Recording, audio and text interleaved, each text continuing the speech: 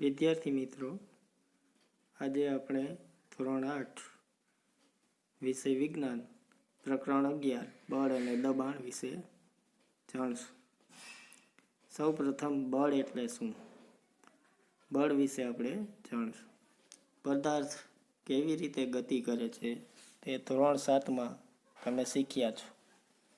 એક પદાર્થ બીજા પદાર્થ કરતાં કેટલી વધારે ઝડપથી ગતિ કરે છે તે કેવી રીતે નક્કી કરી શકાય તે તમને યાદ છે. એકમ સમયમાં પદાર્થે કાપેલું અંતર શું દર્શાવે છે? તમે જાણો છો કે જમીન પર ગબડતો દડો ધીમો પડી જાય છે.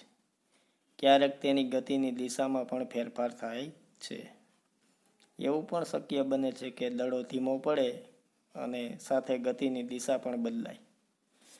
શેના લીધે પદાર્થની ગતિ વધે છે કે ઘટે છે, અથવા તેની ગતિની દિશા બદલે છે, તે અંગે તમને ક્યારે આશ્ચર્ય થયું છે?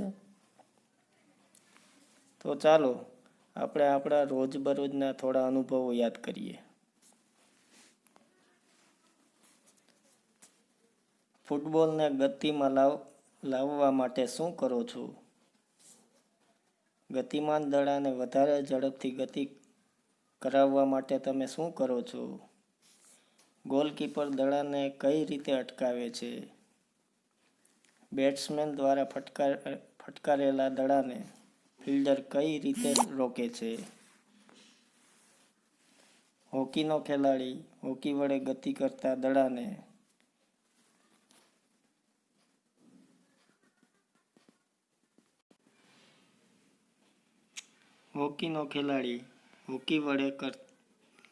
ગતિ કરતા દડાને હળવા ફટકારથી ગતિની દિશા બદલે છે. આ બધી પરિસ્થિતિમાં દડાની ગતિ વધે છે કે ઘટે છે, કે તેની ગતિની દિશામાં બદલાય છે કે દડો સ્થિર થાય છે? તો હવે આપણે બળ, ધક્કો કે ખેંચાણ એના વિશે સમજીએ. તો અમુક કાર્યો કરવા માટે આપણે છૂટવું, ખોલવું, બંધ કરવું, લાત મારવી, ફટકારવું, ઉંચકવું, હળવો ફટકો મારવો જેવી ક્રિયાઓનો ઉપયોગ કરીએ છીએ. આ ક્રિયાઓમાંની દરેક ક્રિયા સામાન્ય રીતે પદાર્થની ગતિમાં ફેરફાર કરે છે. શું આવા બધા શબ્દો માટે કોઈ એક શબ્દ વાપરી શકાય? તો અહીં આપેલ કોષ્ટક દ્વારા ધક્કો કે ખેંચાણ વિશે જાણશું.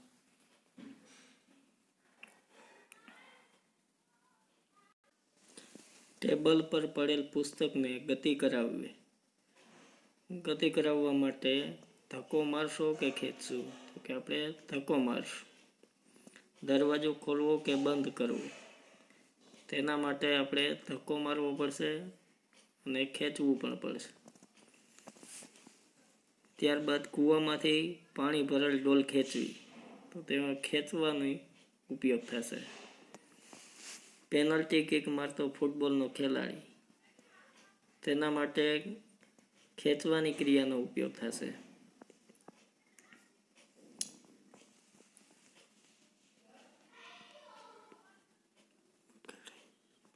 બેટ્સમેન દ્વારા ફટકારાયેલ ક્રિકેટ બોલ, તો ક્રિકેટર દ્વારા ધક્કો મારવામાં આવશે.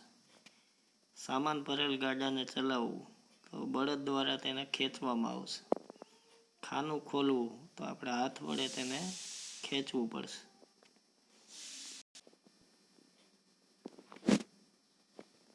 વિજ્ઞાનમાં પદાર્થને ધક્કો મારવો કે ખેંચવો તેને બળ કહે છે. આ પરથી કહી શકાય કે બળ લગાડવાથી વસ્તુઓ ગતિમાં આવે છે. બળ ક્યારે અસ્તિત્વમાં આવે છે, ચાલો આપણે જોઈએ. બળો આંતરક્રિયાને કારણે ઉદ્ભવે છે. ધારો કે એક વ્યક્તિ આકૃતિમાં દર્શાવ્યા પ્રમાણે તે વ્યક્તિની માત્ર હાજરીના કારણે કાર ગતિમાં આવશે. ધારો કે વ્યક્તિ કારને હવે ધક્કો મારવાનું શરૂ કરે છે, એટલે કે તેના પર બળ લગાડે છે. લગાડેલા બળની દિશામાં કાર ગતિ કરી શકે. નોંધો કે કારને ગતિમાં લાવવા માટે વ્યક્તિએ કારને ધક્કો મારવો પડે છે. તમે પરિચિત હો તેવી 3 પરિસ્થિતિઓ આકૃતિમાં દર્શાવેલી છે. આ કિસ્સાઓમાં કોણ ધક્કો મારે છે અને કોણ ખેંચે છે તમે નક્કી કરી શકો છો. આકૃતિમાં બંને છોકરીઓ એકબીજાને ધક્કો મારતી હોય દેખાય છે.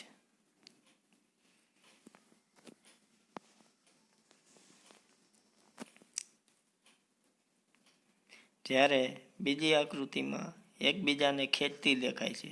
તે જ રીતે આકૃતિમાં વ્યક્તિ અને ગાય એકબીજાને ખેંચતા દેખાય છે. અહીં દર્શાવેલી 2 પરિસ્થિતિઓમાં છોકરીઓ એકબીજા પર બળ લગાડે છે. શું વ્યક્તિ ગાય વચ્ચે આ શક્ય છે? શું આ સત્ય છે? આ ઉદાહરણો પરથી આપણે અનુમાન લગાવી શકીએ કે બળ લાગવા માટે ઓછામાં ઓછા 2 પદાર્થો વચ્ચે આંતરક્રિયા થવી જોઈએ. આમ એક પદાર્થની બીજા પદાર્થ સાથે થતી આંતરક્રિયા બળમાં પરિણમે છે.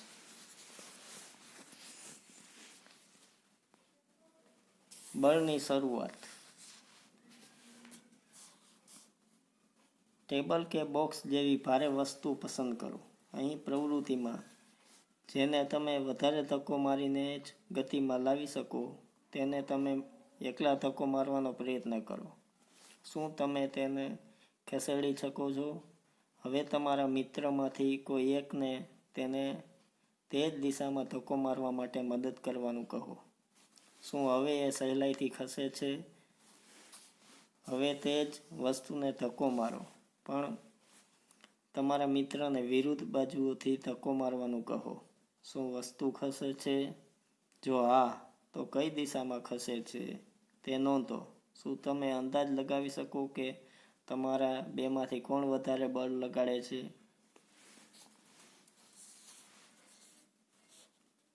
તમે ક્યારેય દોરડા ખેંચની રમત જોઈ હશે. અહીં આકૃતિમાં દર્શાવેલ છે તે મુજબ આ રમતમાં 2 ટીમ દોરડાને વિરુદ્ધ દિશામાં ખેંચે છે. બંને ટીમના સભ્યો દોરડાને પોતપોતાની તરફ ખેંચવાનો પ્રયત્ન કરે છે. કેટલીક વાર દોરડું જરાય ખસતું નથી. શું તે આકૃતિમાં દર્શાવેલી પરિસ્થિતિ જેવું જ નથી લાગતું? જે ટીમ વધારે જોરથી ખેંચે છે, એટલે કે વધારે બળ લગાડે છે, તે અંતે રમત જીતી જાય છે. આ ઉદાહરણો બળના પ્રકાર વિશે શું સૂચવે છે? આ પદાર્થ પર એક જ દિશામાં લગાડેલ બળો એકબીજામાં ઉમેરાય છે. જો બંને બળો પદાર્થ પર વિરુદ્ધ દિશામાં લાગતા હોય તો લાગતું પરિણામી બળ એ બંને બળોના તફાવત જેટલું હોય છે. આમ આપણે શીખ્યા કે એક બળ બીજા કરતાં વધારે કે ઓછું હોઈ શકે. સામાન્ય રીતે બળની માત્રા એ એના મૂલ્ય વડે દર્શાવવામાં આવે છે. બળ કઈ દિશામાં લાગે છે તેનો પણ આપણે ઉલ્લેખ કરવો પડે. જો બળનું મૂલ્ય કે દિશા બદલાય તો તેની અસર પણ બદલાય છે. હવે આપણે જોઈએ બળ પદાર્થની ગતિની અવસ્થા બદલી શકે છે. અહીં એક પ્રવૃત્તિ દ્વારા આપણે સમજીએ. એક રબરનો દડો લો અને તેને ટેબલ કે કોંક્રિટના ભોંયતળિયા જેવી સમતલ સપાટી પર મૂકો. હવે દડાને સમતલ સપાટી પર ધીમેથી ધક્કો મારો. શું દડો ગતિની શરૂઆત કરે છે? દડો હજુ ગતિમાં હોય ત્યારે ફરીથી ધક્કો મારો. શું તેની ઝડપમાં કોઈ ફેરફાર થાય છે? શું તે વધે છે કે ઘટે છે? તો હા, આપણે જોઈ શકીએ કે દડાની ગતિમાં વધારો કે ઘટાડો થાય છે. આ અવલોકનો સૂચવે છે કે બળ લગાડતા પદાર્થની ઝડપમાં ફેરફાર થઈ શકે છે. જો પદાર્થની ગતિની દિશામાં બળ લગાડવામાં આવે તો પદાર્થની ઝડપ વધે છે. જો બળ ગતિની વિરુદ્ધ દિશામાં લગાડવામાં આવે તો પરિણામે પદાર્થની ઝડપમાં ઘટાડો થાય છે. આ પરથી આપણે સમજી શકીએ છીએ. પદાર્થ પર લાગુ પાડેલ બળ માત્ર પદાર્થની ઝડપમાં ફેરફાર કરે છે. તે સમજવા માટે આપણે એક પ્રવૃત્તિ કરીએ. અહીં આપેલી પ્રવૃત્તિમાં એક દડો લો અને તેને સમતલ સપાટી પર મૂકો. તેને ધક્કો મારીને ગતિમાં લાવો. હવે કંપાસ બોક્સમાંથી ફૂટપટ્ટી લઈ તેના ગતિમાર્ગમાં આકૃતિમાં દર્શાવ્યા મુજબ મૂકો. આમ કરવાથી તમે ગતિમાન દડા પર બળ લગાડો છો. શું દડો ફૂટપટ્ટીને અથડાયા પછી તે જ દિશામાં ગતિ ચાલુ રાખશે? પ્રવૃત્તિનું પુનરાવર્તન કરો અને ગતિમાન દડાને અવરોધવા માટે ફૂટપટ્ટીને એવી રીતે મૂકો કે જેથી તે ગતિમાર્ગ સાથે જુદા જુદા કોણ બનાવે. દરેક કિસ્સામાં ફૂટપટ્ટીને અથડાયા પછી દડાની ગતિની દિશા અંગેના અવલોકનો નોંધો. અવલોકન પરથી આપણે જણાશે કે દડાની દિશા બદલાય છે. આ પ્રવૃત્તિ પરથી કહી શકાય કે ગતિમાન દડા ઉપર બળ લગાડવાથી ઝડપ અને ગતિની દિશા બદલાય છે. પદાર્થની ઝડપ કે દિશા કે બંને બદલાય ત્યારે પદાર્થની ગતિની અવસ્થા બદલાય છે તેમ કહેવાય. આમ પદાર્થ પર લાગતું બળ પદાર્થની ગતિની અવસ્થામાં ફેરફાર કરે છે.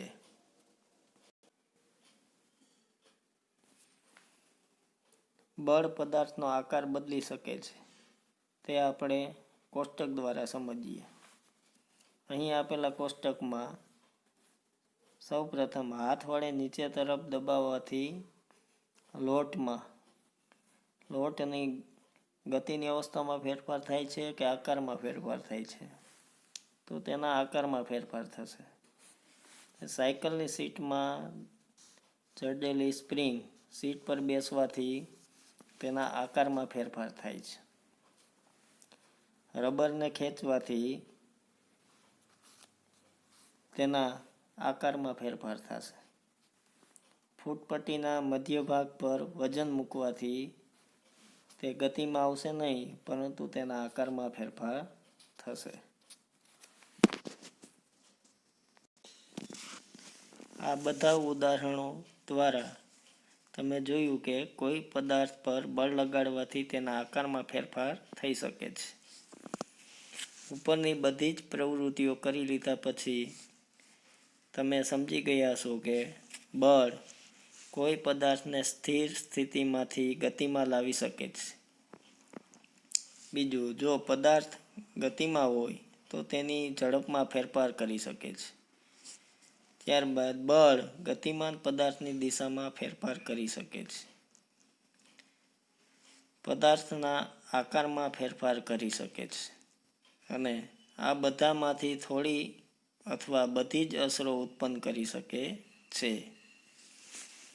એ યાદ રાખવું આવશ્યક છે કે બળ આ બધામાંથી એક અથવા વધારે અસર ઉત્પન્ન કરી શકે છે તથા આ બધામાંથી કોઈ પણ અસર બળ વગર ઉત્પન્ન થઈ શકતી નથી. ત્યારબાદ સંપર્ક બળ. સ્નાયુ બળ સંપર્ક બળનું એક ઉદાહરણ છે સ્નાયુ બળ. આપેલી આકૃતિમાં તમે જોઈ શકો છો કે આ બળ આપણા શરીરના સ્નાયુઓ દ્વારા લાગે છે અથવા કોઈ પણ સજીવના સ્નાયુઓ દ્વારા લાગે છે. આપણા સ્નાયુઓની ક્રિયાને લીધે લાગતા બળને સ્નાયુ બળ કહે છે. સ્નાયુ બળ ત્યારે જ લાગુ પાડી શકાય છે જ્યારે સ્નાયુઓ કોઈ પદાર્થ સાથે સંપર્કમાં હોય. આથી તેને સંપર્ક બળ પણ કહે છે. ત્યારબાદ ઘર્ષણ. પોતાના થોડા અનુભવોને યાદ કરો. જમીન પર કબડતો દડો ધીરે ધીરે ધીમો પડી જાય છે અને અંતે અટકી જાય છે. સાયકલ ચલાવતી વખતે જ્યારે આપણે પેન્ડલ મારવાનું બંધ કરી દઈએ ત્યારે તે પણ ધીરે ધીરે ધીમી પડી જાય છે અને અંતે અટકી જાય છે. આ બધા ઉદાહરણોમાં પદાર્થની ગતિની અવસ્થામાં ફેરફારનું કારણ ઘર્ષણ બળ છે. ઘર્ષણ બળ બધા ગતિમાન પદાર્થો પર લાગે છે અને તેની દિશા હંમેશા પદાર્થની ગતિની વિરુદ્ધ દિશામાં હોય છે, કારણ કે ઘર્ષણ બળ બે સપાટીઓ વચ્ચે સંપર્કને લીધે ઉત્પન્ન થાય છે. ત્યારબાદ આપણે જોઈએ બિનસંપર્ક બળો.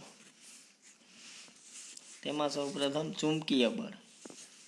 અહીંયા આપેલી આકૃતિમાં પ્રવૃત્તિ આપણે જોઈએ તો ગજિયા ચુંબકોની એક જોડ લો. આકૃતિમાં દર્શાવ્યા પ્રમાણે એક ચુંબકને 3 ગોળાકાર પેન્સિલ પર અથવા લાકડાના નળાકાર પર મૂકો.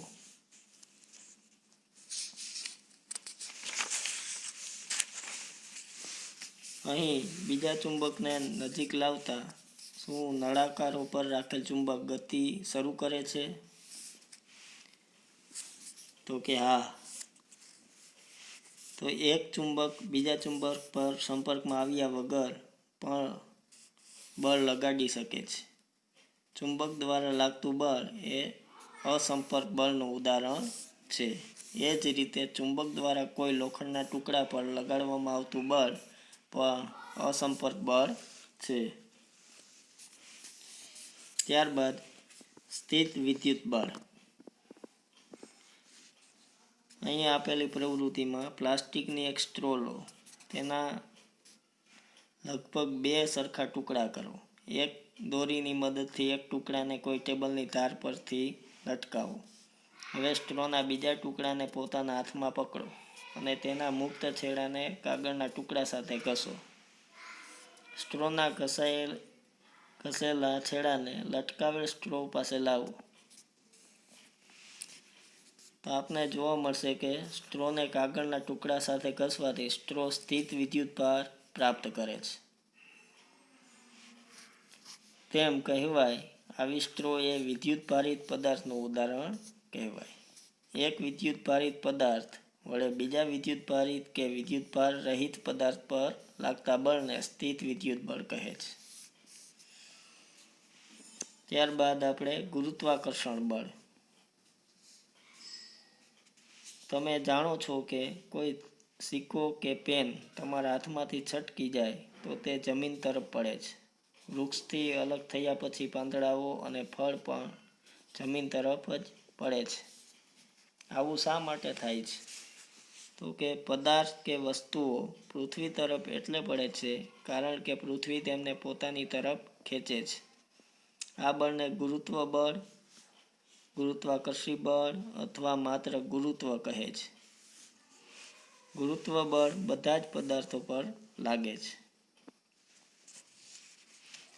ત્યારબાદ દબાણ. કોઈ લાકડાના પાટિયામાં એક ખીલીને તેના શીર્ષથી ઠોકવાનો પ્રયત્ન કરો. શું તમે સફળ થાવ છો? હવે આ જ ખીલીને આકૃતિમાં દર્શાવ્યા પ્રમાણે તેના અણીદાર છેડા પાસેથી ઠોકવાનો પ્રયત્ન કરો. તમે આ વખતે તેને ઠોકી શકો છો. તેવી જ રીતે બીજું ઉદાહરણ લઈએ તો શાકભાજીને કોઈ બુઠી તથા ધારદાર છરી વડે કાપવાનો પ્રયત્ન કરો. આપને સમજાશે કે ધારદાર છરી વડે સહેલાઈથી આપણે કાપી શકીએ છીએ.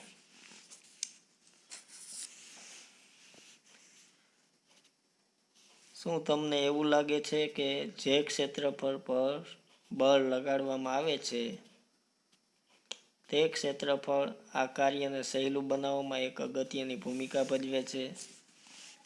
હા. તેના ઉપરથી કહી શકીએ આપણે એકમ ક્ષેત્રફળ દીઠ લાગતા બળને દબાણ કહે છે. તેનું સૂત્ર આપણે આ મુજબ મળે: દબાણ બરાબર બળના છેદમાં જે સપાટી પર લાગતું હોય તેનું ક્ષેત્રફળ.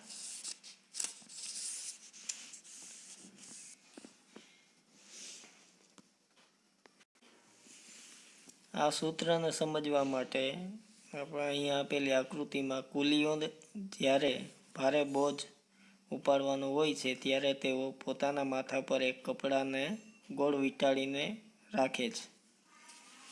આમ કરીને તેઓ પોતાના માથા સાથેનો બોજના સંપર્ક ક્ષેત્રફળને વધારી દે છે. આથી તેમના માથા પર લાગતું દબાણ ઘટી જાય છે. દબાણ વિશે આપણે કેટલીક અન્ય પ્રવૃત્તિઓ દ્વારા વિગતવાર સમજીએ. અહીં આપેલી આકૃતિમાં પ્રવાહીઓ તથા વાયુઓ દ્વારા લગાડવામાં આવતું દબાણ વિશે સમજીએ. આકૃતિમાં દર્શાવ્યા મુજબ એક પાઇપ અને રબર લઈ અને પ્રવૃત્તિ કરશું. આ પ્રવૃત્તિમાં તમારા કોઈ એક મિત્રને પાઇપમાં પાણી રેડવાનું કહો. શું રબરનું પડ બહારની બાજુ ઉપસે છે? પાણીના સ્તંભની ઊંચાઈનું પણ અવલોકન કરો. પાઇપમાં થોડું વધારે પાણી રેડો. રબરના પડના ઉપસેલા ભાગનું તથા પાઇપમાં પાણીના સ્તંભની ઊંચાઈનું ફરીથી અવલોકન કરો. ઉપસેલા ભાગ અને પાઇપમાં પાણીની ઊંચાઈના સ્તંભ વચ્ચે કોઈ સંબંધ છે તો પાણીની ઊંચાઈ વધતા રબરનું પડ વધારે ઉપસે છે તે આપણે પ્રવૃત્તિ દ્વારા કહી શકીએ. બીજી પ્રવૃત્તિ દ્વારા આપણે જોઈએ. પ્લાસ્ટિકની એક બોટલ લો. તમે પાણી કે સોફ્ટ ડ્રિંક વાપરેલી કોઈ એક બોટલ લઈ શકો છો. આકૃતિમાં દર્શાવ્યા પ્રમાણે બોટલના તળિયા પાસે થોડા સેમી લાંબી એક નળાકારની નળી બેસાડો. બોટલમાં થોડું વધારે પાણી રેડો. શું રબરની શીટના ઉપસેલા ભાગમાં કોઈ ફેરફાર થાય છે? તો કે હા, પાણીની ઊંચાઈ વધતા રબરની શીટ વધારે ફૂલે છે. આ કિસ્સામાં રબરની શીટનું ફૂલવું દર્શાવે છે કે પાણી પાત્રની દિવાલો પર પણ દબાણ લગાડે છે.